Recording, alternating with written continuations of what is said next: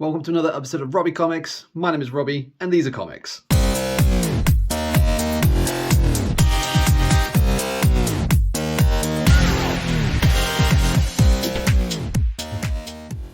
Okay, wow, we've got a huge stack of books today. Again, another random assortment of books from my comic book shop and a bunch of stuff that I've picked up got picked up in the mail.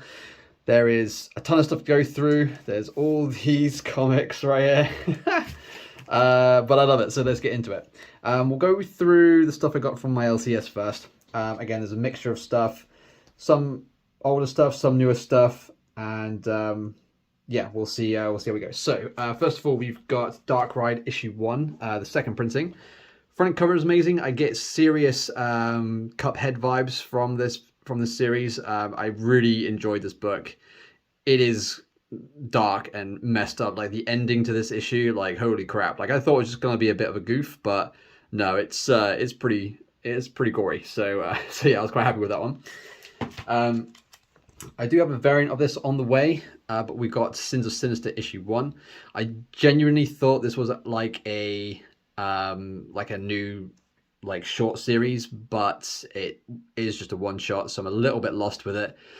So I've got a lot of background really to do up to this point, and then I probably will start the series after this, which I think is another X-Men run, but we'll see how that goes. But I thought it was alright. I thought the artwork and style in this, and I love Sinister as a character. I think he's just a crazy badass person, so thought I'd grab that one.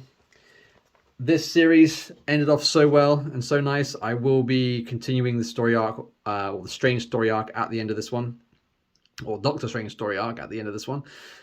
And yeah, the ending was really cool. It rounded up everything nicely. Again, throughout this entire series, the artwork's been completely badass, and absolutely loved it from start to finish. So highly recommend this one. We've got Grimm issue 7. This issue, I think it kind of plays more on the marks that we saw in issue 6 that have started appearing on people's head. Initially, I thought it was people that are marked for death, but spoiler alert, so if you don't want to hear this, skip to the next comic you see on screen.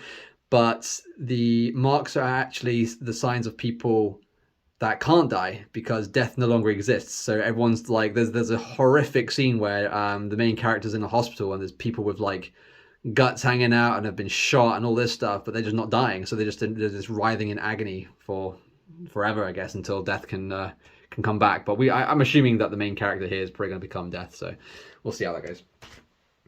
I'm a little bit late to the party with this one, but I've got issue 1 of Dark Web. I only got this because I've kind of been on a bit of a Spider-Man hype at the minute with the Edge of Spider-Verse and that Spider-Man run with something Slot. I think Alan Slot. I can't remember. But yeah, the whole clone saga with Chasm. Love it. I love Chasm. Like his character. Obviously, I know he's Ben Reilly, the Scarlet Spider, and he turns into Chasm. I think Chasm's design as like a spider suit is so sick. Like it is insane. And as a result of that, I then purchased this issue. So I have no idea what happens up to this point. But The Amazing Spider-Man issue 93, first appearance of Chasm. And I'll quickly show you just because the costume for Chasm is ridiculous. So if you haven't seen it already, very final page of this comic, you see Chasm right here. So badass. It is awesome. So I can't wait to get more invested in the character and get more invested in the Ben Reilly story arc for Dark Web. I've got a big reading list to catch up on, I'm sure, but I am looking forward to hunting down those books and adding them to the collection.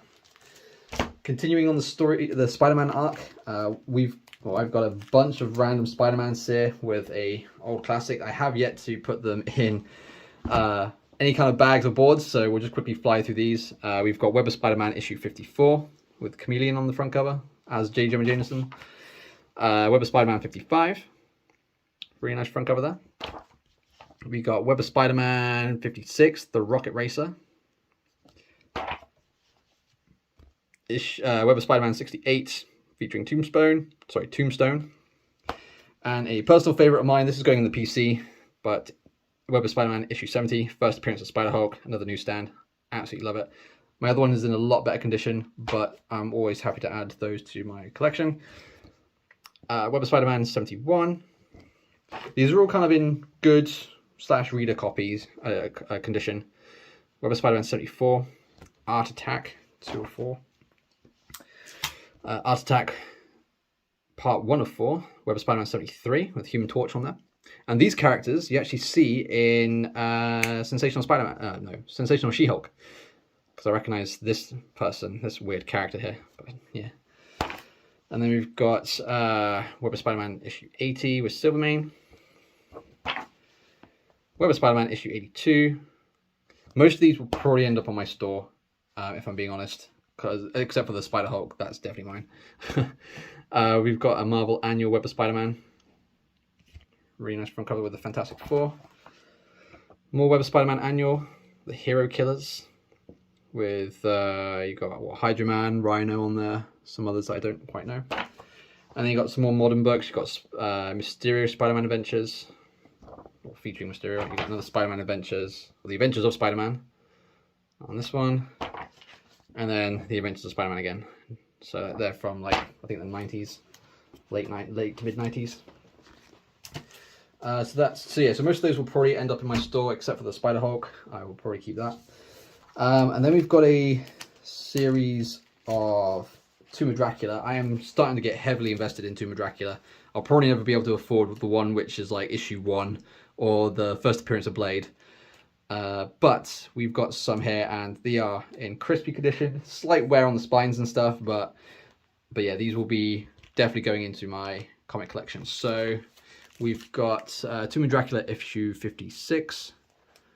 Love that front cover. Very sort of classic horror movie style. The front covers on these are amazing. This is why I'm predominantly getting them. Tomb of Dracula issue 55. Just there's so much just action on these. I love these old horror stuff. This old horror Marvel stuff. Scent variant, Lord of Dracula. Tomb of Dracula issue 53 with Blade on the front cover there. Then we've got the Tomb of Dracula 52. And then a bit of a key. This is when Dracula bites Blade is the note on Key Comic Collector app. And then it's the Tomb of Dracula issue 17. So that one's a little bit of a key. Really cool. And then, as you all know already, I still am trying to collect a lot of the Incredible Hulk comics. There's some really bad condition ones in here, but there's also some that are pretty good considering their age. And they'll be just great additions to my collection. So we've got Incredible Hulk issue 44 with Doom on the front cover. Unfortunately, someone's cut this bit out, which is unfortunate. We've got a Tales to Astonish 91 with the Hulk and Submarine, I believe. I think this is the Abomination's first cover appearance, but second appearance in comic books. Again, typical me, probably the best comic in this lot, and it's the one in the worst condition. So, and it's also detached from the spine as well, but all the pages are there. It's just part of the front cover is missing. Unlike this one where all of the front cover is missing, I can't remember. Hang on a second. This is Incredible Hulk.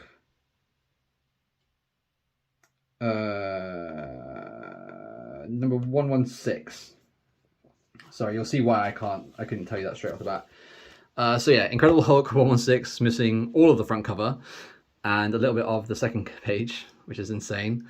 But I'll probably just either keep it or trash it. I don't know. And then we've got some better looking ones. Not that much better looking ones, but pretty good ones, I would say. So we've got Tales to Astonish issue 99. Really badass front cover of the Hulk there, lifting up like a spaceship of some kind. And then we've got the Incredible Hulk 143, again with Dr. Doom on the front cover. That was pretty nice. This is a key. I can't remember why. I think it's just a key with the Beast on it. But this is Incredible Hulk 161. Then we've got Incredible Hulk 139 with a lot of villains on there. Rhino, Abomination, and a few others that I can't quite think of now.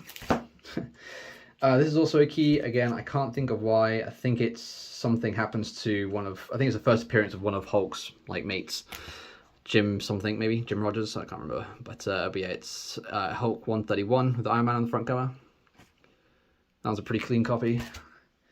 Then we've got Incredible Hulk 128 with some Avengers on there. You've got Black Panther, Vision, Quicksilver, and Scarlet Witch. I have no idea who this guy is. But apparently they're part of the Avengers team, so we'll see. And then we've got, last but not least, Incredible Hulk 124, The Wrath of the Rhino. Again, a bit battered, this one. There's a huge tear down here and a bit of a chunk taken out here. But otherwise, you know, again, I kind of like them when they're a little bit battered, especially if they're not like a massive key or anything, because it kind of just adds to the character of the comic, I think. But yeah, but still, the colours pop on this, so I like it. So that's it for today. Another great collection of books. Some great new ones, some great old ones, some absolutely trashed old ones. And yeah, so that's it for today. As always, thank you so much for watching. If you like what I'm doing, please hit the like button and subscribe to the channel. Drop a comment down below. Let me know what you think of the comics and which ones were your favorites, which ones you're collecting. I'd love to hear from you guys. But yeah, that's it. So as always, thanks for watching. Peace out and stay crispy.